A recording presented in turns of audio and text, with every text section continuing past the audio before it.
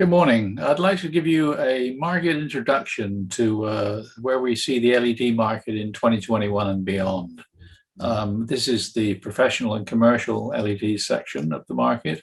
And in particular, I'm going to focus on those parts of the market that use the narrow pixel pitch products, the professional display market. Now, what are the trends and prospects for 2021? Well, according to the TrendForce survey and the analysis, the world economy is deteriorating. It has been affected badly by COVID-19. It will recover, but it's probably going to mainly recover in the second half of 2021 and very strongly in 2022, 2023, 2024. So we're seeing lots of growth coming, but where's that going to come? Well, many governments have already announced plans for infrastructure projects to stimulate the economy, get unemployment, stabilize the prosperity of the country. So these have been announced, and typically with these type of projects, you will see a lot of things like control rooms demand. You will see new technology being invested in. So we're seeing things like corporate meeting rooms, being regenerated because effectively they need to be redesigned for holding different numbers of people, more spaces in those rooms. We're seeing a lot of event spaces being developed.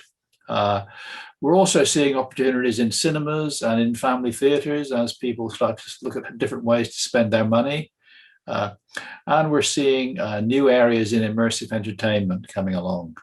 So thanks to this sort of various fiscal stimulus, we're going to see some of these areas really have a strong focus in the market development in the coming months and years. So let's look at some of those particular markets one by one. And the first one I wanted to focus on is the control room market. Now, this is a very large market, but it's actually quite diverse. In China, there's a lot of the smart city business is using control rooms as command centers, surveillance centers, but things are much broader than that. Power distribution, electricity, gas, pipelines, water distribution, traffic and surveillance, emergency services, security, and various types. Oil and gas uses cybersecurity for protection of oil rigs and things like this. Cybersecurity, it's now a big investment in the banks, the credit card companies. Crisis control, governments, corporations, when they have a control center to monitor a crisis. Military, of course. Air traffic control is another area, and railway control. But these are the traditional markets of control rooms. But there's even more opportunities. Motorsport uses enormous amounts of command and control centers. They call them mission control. So in Formula One, every Formula One team has a mission control center at their headquarters, and they are effectively a command and control center. Sports stadiums use command and control centers. Then you have NOCs, network operating systems, network operating centers to monitor reliability of products and look for where to send service personnel. Television studios use broadcast control rooms, and then various corporations have their own control centers. So this is a very broad, a very diverse market. And LED has begun to take a foothold in this market, and it is the future. So one of the things that define a control room is typically its scale. These are very large displays. They have lots of different types of content from different signal sources, different types of data content, often sensor information that's coming through there. It could be intelligent information that's got to be modified and adapted to fit on the screen. And you've got both analog and digital sources, often very many numbers of cameras. These go through various distribution systems and then onto our send cards and distributed through the wall. And there'll be one of the key features of a control room is lots of different windows with all of that different content in. Sometimes you'll have one huge screen. Other times you'll have that huge screen, but also auxiliary screens, which may be in the same room. They may be in other rooms. Sometimes it may be a monitoring room, whether it's as an overview room. So these are very complex systems, but they're very large systems and very valuable. So as we want to get this market has been very strong in China and in the rest of the world is now beginning to look at LED and position LED for this business, particularly narrow pixel pitch LED in the very small pixel pitches. So if you look at where that market has been, as far as LED goes, it's continuing to move down in pixel pitch. In 2019, the biggest sector was in the 1.2 to 1.6 millimeter pixel pitch. That was the sweet spot. But as pricing declines in the sub 1 millimeter or sub 1.1 millimeter sector, we've seen growth in that. So in 2020, we saw significant growth in the smaller than 1 millimeter market. So that is now the largest market in terms of pixel pitch. So one of the key reasons for demand in the control room market for LED is there is a requirement that the image is not interrupted by bezels. So in both tiled LCD and video walls, there are seams, there are bezels, and the market does not likely, if they put up with them, but now there's an alternative. LED displays can provide an optimized solution without bezels and with also very long lifetimes, very good uniformity, and in reality, a much better return on investment over the long period, because the lifetime of the LED wall will be considerably longer than that of either the projection cubes or the LCD video walls. So the trend is moving towards less than 1 millimeter in control rooms for LED. And we're seeing a very large growth. The TrendForce analysis predicts $199 million market with a 42% year-on-year growth in this business. So it's a business you want to find out about, you want to get involved in. But it's not just new installations. There are a lot of retrofits. The biggest sector of this market is dual projection cubes, DLP, rear projection cubes. They were originally lamp-based, but in sort of the last decade, most of those lamps have been replaced by LED cubes. So now they use LED rear projection cubes, but they are now being phased out, and some will be replaced by laser RGB projection. Others will be replaced by LED. And LED has the momentum at the moment, and we believe LED will become the dominant technology. There are 161,000 units to be retrofitted after 2023. So that is a lot of business there, a great deal of business. So look at it. It's a market that we need to develop in every country. This is an example of a very nice control room, 43 square meters. This is a 1.2 mil U panel. So this is a water distribution control room for the Shenzhen municipality. So this is a very typical installation. And I say LED is perfect for this. So another example here of an airport control center. So this shows the different type of control room, obviously the curved screens. Again, another opportunity to do a very nice curved screen fairly seamlessly with LED, which is not going to be the case if you try to do that with something like a rear projection cube, because DLP will have much more off-axis color deviation and brightness deviation, so will not look anywhere near as good as this in a curved screen. Another of the key markets that we're seeing the development in the investments in post-COVID is the meeting room market. Again, a diverse market. I'm not just talking about corporate meeting rooms and boardrooms, but also auditoriums, conference centers, event spaces, what are now called town halls, and in the education market, classrooms. So these are all markets that are investing in LED for their meeting spaces. Again, if you look at this, the sector of this market here, there's another analysis by TrendForce here, where they're seeing that more and more corporate conference rooms and meeting rooms and training institutions are looking at LED, looking at the advantages in LED. Again, looking at where the investments have been, by far the largest investment has been in the 1.2 to 1.6 millimeter market. In fact, 1.5 millimeter has become the dominant display for meeting rooms. The reason for this being, it's one about size. An HD wall in a 1.5 mil is 135, 136 inches, which is a convenient size. Some of the bigger rooms use multiples of that, a 2 times 2K or a 4 times 2K wall. So that fits into typical offices. The ceiling height is convenient for that, or that room size, that wall size is convenient for the ceiling heights. So we're seeing that. But as the costs decrease further in the smaller pixel pitches, we will begin to see a trend of a gradually increased demand for the sub 1 millimeter pixel pitch market. And don't forget, if we do a 0.79 millimeter wall, which we can supply, that 135 inch becomes a 4K wall in 0.79. So it's only a matter of when prices move to the point where that becomes viable, then the market will move to that technology. So if we look at the how that market is defined, 80 inches and below, and you can probably even at 98 inches and below, are typically going to be LCD panels used in small to medium-sized meeting rooms.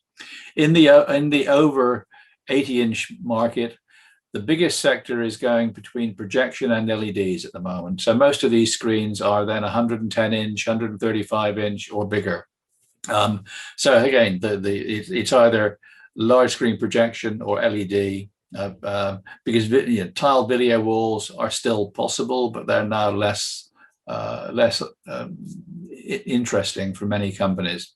So as the pricing of the continues to decrease, there is a reduction in the demand for projection, because everybody sees projection as being the budget option. But if the costs of other technologies become more affordable, then people move away from projection. So the forecasts here are saying that the projection market will decline in meeting rooms from $6 billion in 2019 to just over $3 billion in 2024. So that's a very fast decline. The most popular pixel pitch, as I said, was 1.5 mil today. And we estimate that there will be 192,000 sets of 135, 136 inch screens required in 2024. That's a huge increase. That's the massive growth, going up from what's estimated to have been 35,000 screens in 2020 to 192,000 screens in 4 years later is a massive growth. So there are a whole new range of products called smart displays, which we are looking at in this area. So if you look at this little graph here, the graph on the left shows you the sort of the price moves. If you look at the green curve there on the left, that's the projection cost. The projection cost decreasing between now and 2024, but decreasing in a very modest way, effectively going from around $12,000 to maybe $9,000 over a 5-year period. Whereas you see the LED sector for a 2K wall, depending upon the pixel pitch, they're in the region of 35,000 to 15,000. So they're very much in the window of projection. So the projection price is for 100 to 120 inch. If you were going for a bigger screen and projection, you'd need either double stack projectors or a significantly more expensive, brighter projector. So this whole sector is making it more affordable. It's estimated that the price difference is about 1.8 times. And that makes it very convenient, a very easy switch for most companies. Most companies, again, according to the surveys we've seen, consider a price difference of up to 2 times to be acceptable to switch from a projection display to an LED display, with the higher performance, the longer life, the lower running costs. So again, this is the LED replacement products will usher in a new growth period. On the right-hand side, it's a slightly more complicated graph, because you have the cost of that same 100-inch, 120-inch projector, which is there, but then you are comparing that with a much bigger 165-inch 4K wall, which is effectively at least double the size. So it's an unfair comparison as well. But that's a 4K wall. So there's still, if you want 4K, there's still a significant price difference. So the market at the moment is still more in the 2K walls or multiples of 2K than it is in the bigger 4K walls for meeting rooms. But that's that in the premium meeting rooms, they can justify the 4K wall there, and we'll see that that growth in that area as well. Again, we mentioned, or I mentioned, smart conference rooms. This has been a significant demand for the all-in-one LED displays, able to sort of fulfill a 2K smart meeting room requirement. Again, price points. Typically, you're looking at three sizes: 110-inch, 135-inch, or 136-inch, somewhere around that, and 160, 165-inch. So that'll be a 1.2 mil, a 1.5 mil, or a 1.9 mil pixel pitch for those. So those products are there now, but we will see, we don't really see 1 millimeter or less displays in smart meeting rooms today, but that will happen. There will be products in smart meeting rooms with smaller pixel pitches as the pricing moves down and becomes more affordable. So this is seeing a sharp increase in the market for this technology. Some examples here. This is the IVA Institute, the Swedish Academy of Science, with where the Nobel Prize meetings happen. So this is a uPanel S 1.5, and both of these screens are uPanel S 1.5, in fact. Here we've got a 1.9 mil wall in the United Nations Economic Council. Again, 1.9 millimeter being perfect for a bigger auditorium with a larger viewing distance or longer viewing distance. So another major growth area is XR studios. One of the things that happened in 2020 with the pandemic was that people couldn't travel.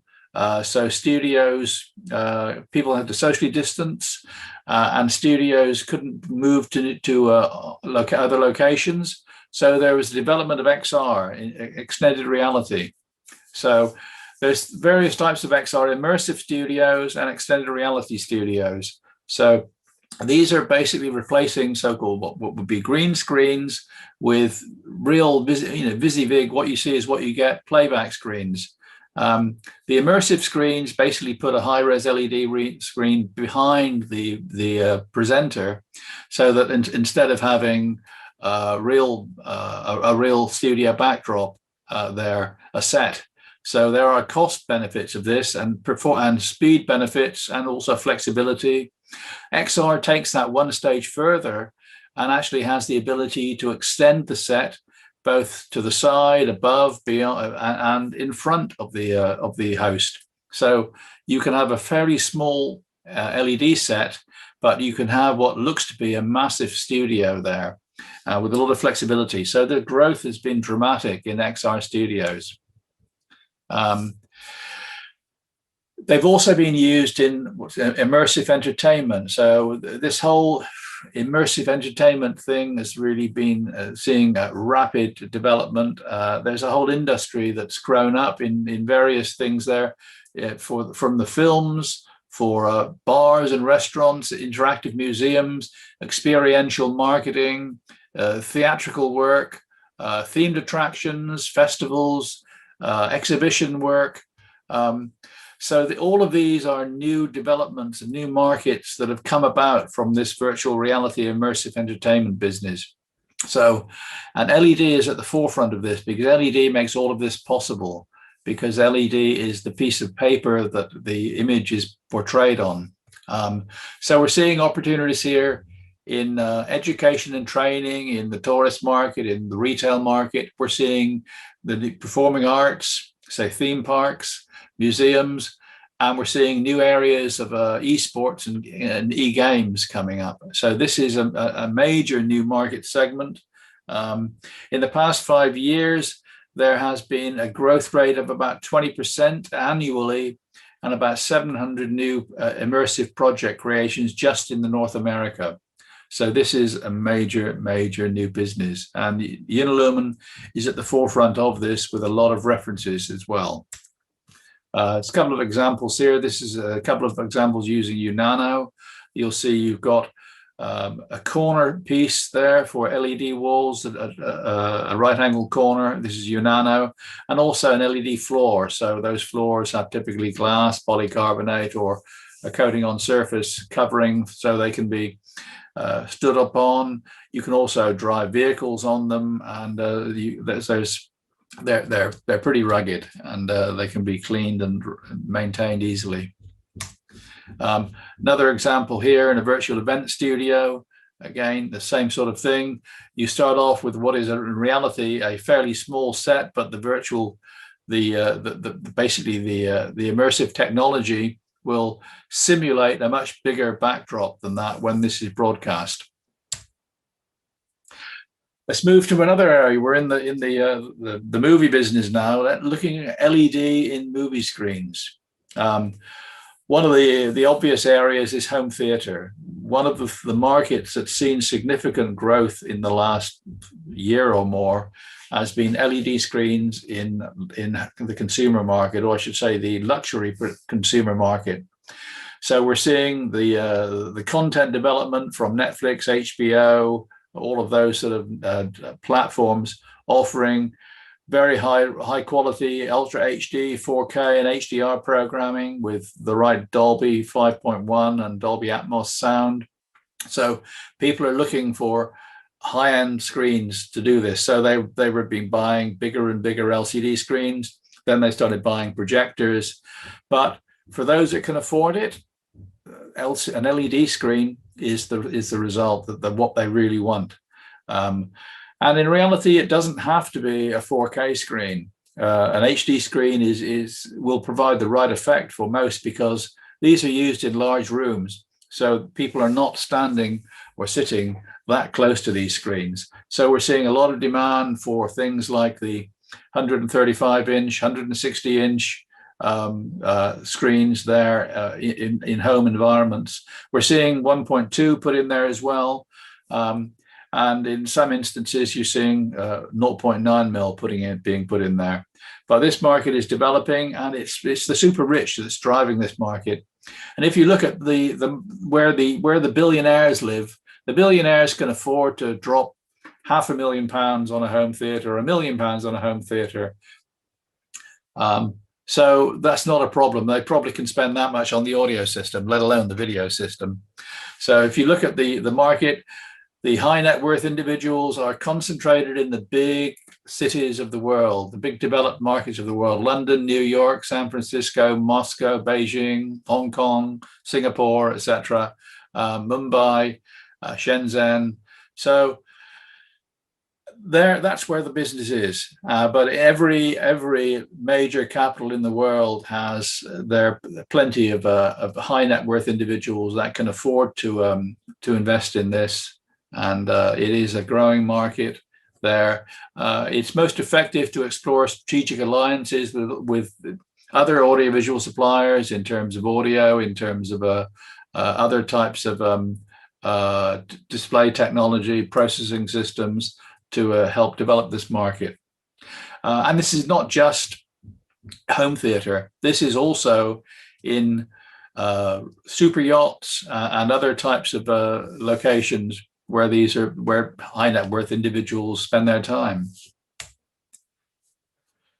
Now, the next market is what is called the exhibition cinema market. The exhibition cinema market is where you go into a cinema to see the screen, not home theater, but the real cinema.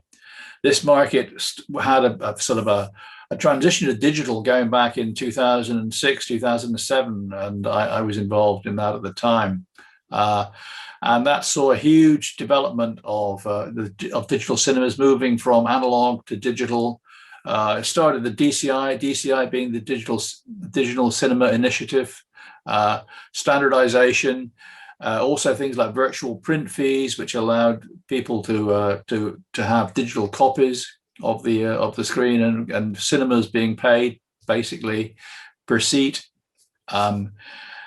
That market really went very quickly, and in 5 years, the whole cinema industry in the West transitioned to that. That was then followed by the emerging markets digitization, and then by China's new builds as the Chinese market really developed. So that was wave number 2. Wave number 3 or so, it was really a move from lamps to laser-based projection, but now we are in this replacement market where LED becomes a viable option. And the thing is, it doesn't need to be super high resolution LED because the screen sizes are very big. In a 16-meter wide screen, the 4K image is a 4mm pixel pitch. And if you're 16 meters wide, the screen, you will be sitting far enough from the audience that you will not notice that the pixel pitch is 4mm and not 1mm. So it becomes cost effective and offers a lot more benefits than laser and video projection does in this business. We have higher contrast, we have higher refresh rates. We basically have a longer life, and we are the first, as Unilumin, that is, we are the first Chinese company to be DCI certified. So the only one in the Chinese LED industry to be DCI certified as well. So that is a unique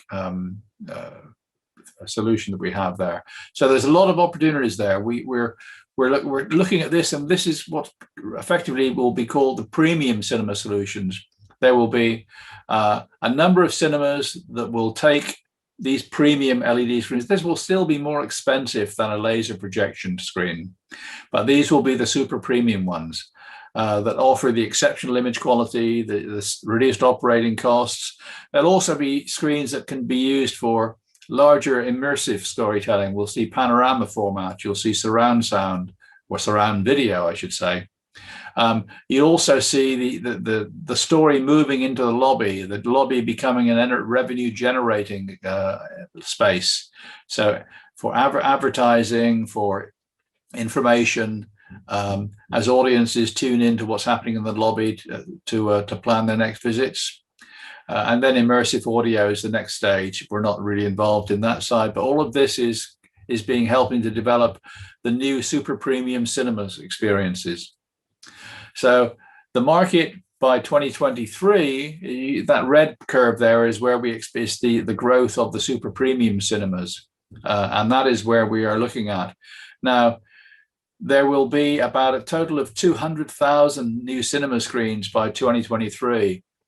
And it's estimated there will be one high-end screen or premium screen for every 8 screens. So that's 25,000 to 35,000 displays of LED cinema that's there or potentially there. So again, this is a different market.